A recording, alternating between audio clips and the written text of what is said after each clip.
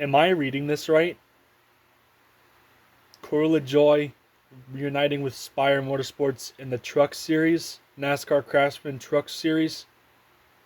Am I dreaming right now? Well, that was unexpected.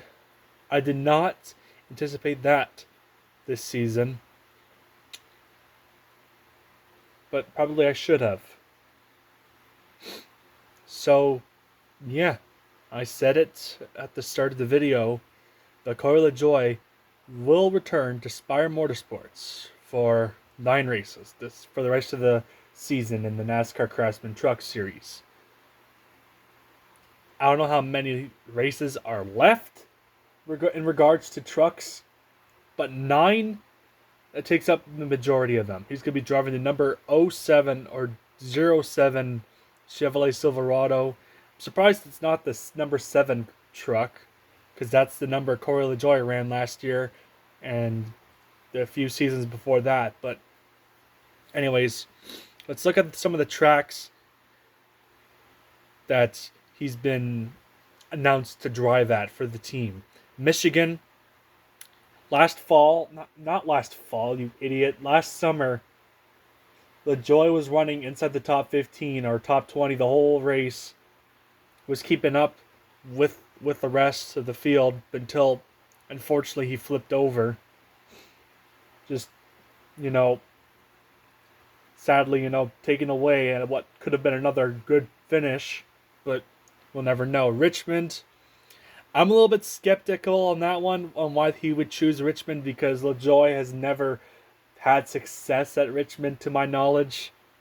But the next one I do like, Darlington. The last time Corey LaJoie raced at Darlington, he got a top 10.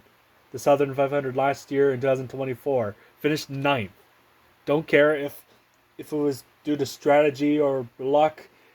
That was a big moment for Corey LaJoie, that race. Bristol is another good track for LaJoie. Qualified 9th or 10th last fall. Was running inside the top 15 the whole race until he got crashed out. Unfortunately, once again. New Hampshire, I'm not sure about how good LaJoie is there. He could surprise us just like at Richmond. Charlotte, if I refer, I heard someone say that they're going to run at the Roval this year for trucks, and that's interesting because the Truck Series has never ran at the Charlotte Roval. So that comes as a big surprise. Talladega, good. I'm glad to see Corey LaJoie running that race because he's good at Talladega. That might be like his... excuse me, I had dinner not too long ago. I apologize about that. Not too long ago, he ran at Talladega. Sadly didn't get any good finishes last year, but he did lead laps in a Rick Ware car. And the year before that, he got a top 5 in the fall race. So, LaJoie's good at Talladega. What I was trying to say is that, before I was interrupted by that burp, is that I think Corey LaJoie, that he could have a chance to win there. I don't know. It's a lot asking for, but anything's possible at Talladega. Martinsville, another interesting choice of a track. That's where Corey LaJoie 10 or 11 years ago got a top 10 at. I had to think that's a track, because if you don't remember, if you go on Racing Reference, you go to LaJoie's Truck Series stats, if you go to 2014, he only made one start that season and he finished 10th at Martinsville. So that's cool to see him run there. And then Phoenix, the season finale. I'm not sure what to expect from that race, but hey, I'm just glad to see Corey LaJoie run some more races. This is also like his best chance, his whole entire NASCAR career, unironically, because nine races might not seem like a lot, but when you really deep dive and think about it, LaJoie has not had over 5 races in consistently in competitive equipment since ARCA, which was 13 years ago. 2013, 2012. That's how long it's been, folks. This is his actual best shot and actual race winning equipment. I'm not going to count that fluke start for Hendrick because Hendrick sucks ass at Gateway for whatever reason. I don't know why. But I'm looking forward to see what Corey LaJoie can do. I'm really shocked that mid-season Spire then decided to, bring Corey LaJoie back. But as I said earlier in the video, I shouldn't be surprised that Spire did this because Jeff Dickerson or Jeff Dickinson, I don't remember his last name. It's either one of those. He said on an interview. He said on an interview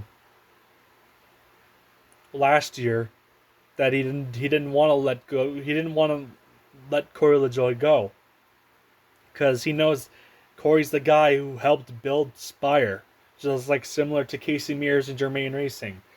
Like, sure, like obviously LaJoie, like his stats were on the same as were on par with Casey Mears' stats, but like both the driver and the team are competitive at super speedway wins, and probably without LaJoie's run at the 2022 summer Atlanta race where he should have won that race. Fortunately, Chase Elliott made a horrible block, and I'll admit that as a Chase Elliott fan. The team got more recognition from that, got more sponsorship from that.